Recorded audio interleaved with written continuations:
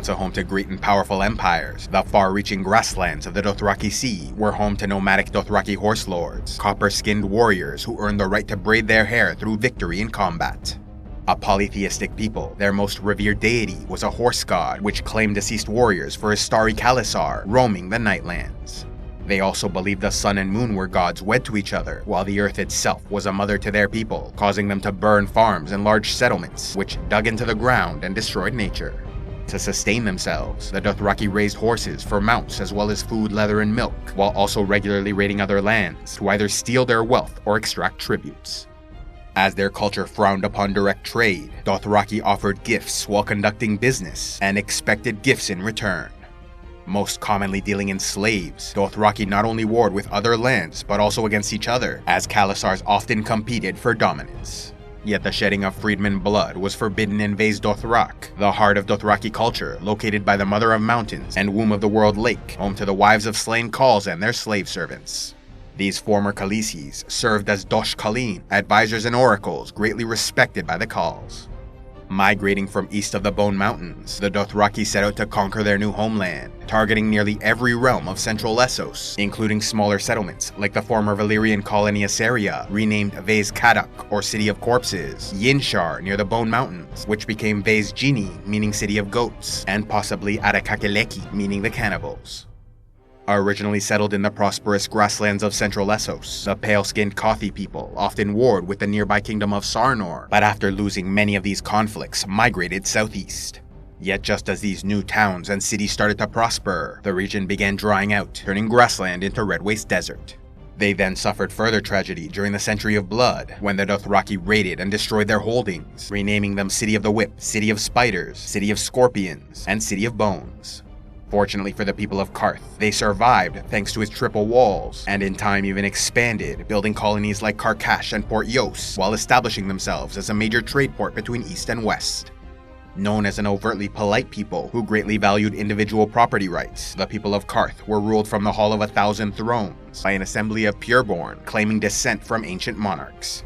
However, true power and influence was shared with local economic interests, represented by the Guild of the 13, the Tourmaline Brotherhood, and the ancient Guild of Spicers.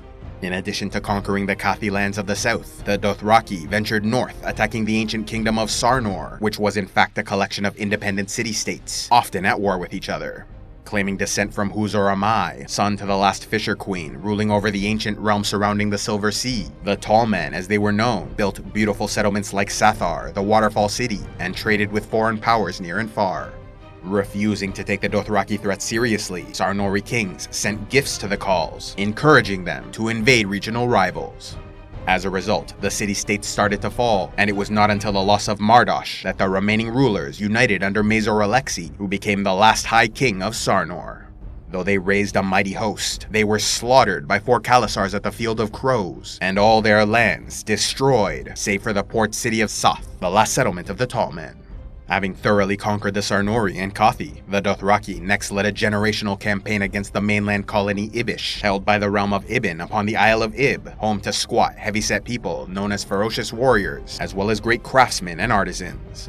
A land rich in metals, minerals, timber, amber, and pelts, the Ibonese were also known as great whalers, with their ships often traveling great distances. A distinct people, the Ibonese had difficulties producing children with human mates, as offspring were often malformed or sterile. Therefore, they were largely an isolationist power, keeping to their own affairs while restricting the rights of foreigners in their lands. Ruled by god kings, the Ibonese once expanded into a mighty empire, but by around 100 AC, Ibish was their greatest remaining colony. Though they successfully defended it for a time, continuous raids by Dothraki forces forced them to abandon the city and return to their island home. Angry that they were robbed of a final battle, the Dothraki burned Ibish and renamed the ruins Vase Arasak, meaning City of Cowards. In time, the Ibonese established the small port city of New Ibish on a peninsula protected by strong walls, but never again reached the heights of years past. Settling towns and villages in the grasslands west of the Red Waste, the peaceful, copper-skinned sheep herders of Lazar were regular targets for Dothraki raids, called Lamb Men because they were considered poor fighters. A monotheistic people, the Lazarene worshipped the Great Shepherd, who taught that all men were one flock. Yet not all the realms of central Essos were ravaged by the Horse Lords, as the city-states of Slavers Bay thrived after the Doom, using their wealth to pay off Khalasars that ventured near their lands. Once part of the old empire of Gis, Astapor, Yunkai, and Meereen were home to the amber-skinned Giscari people, who specialized in the training and sale of slaves. Though the old empire fell and Slavers Bay was ruled by Valyria for a time, the Doom gave them independence, allowing them to thrive in the Century of Blood, providing a market for the Dothraki to sell the many slaves they captured.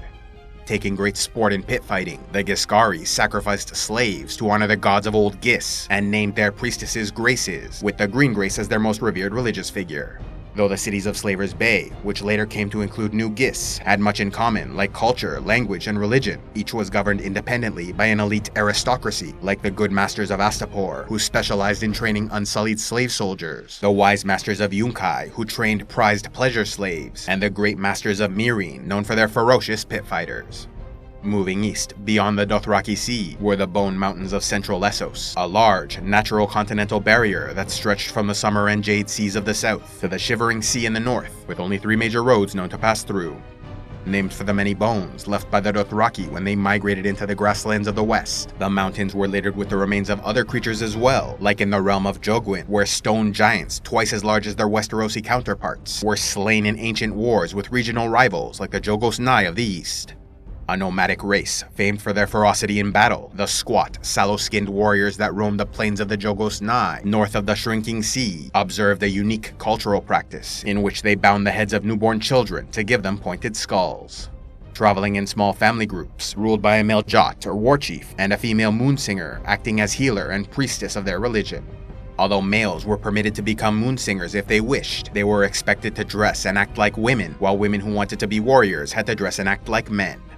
Known for breeding black and white striped Zorse mounts they used in combat, the gods of the Jogos Nhai forbid killing their own people, and so domestic conflicts usually involved theft of property or women abducting men from neighboring tribes for marriage. Therefore, the Jogos Nhai lived in a perpetual state of war with all neighboring powers, causing great damage to once powerful realms that struggled to withstand their unending attacks.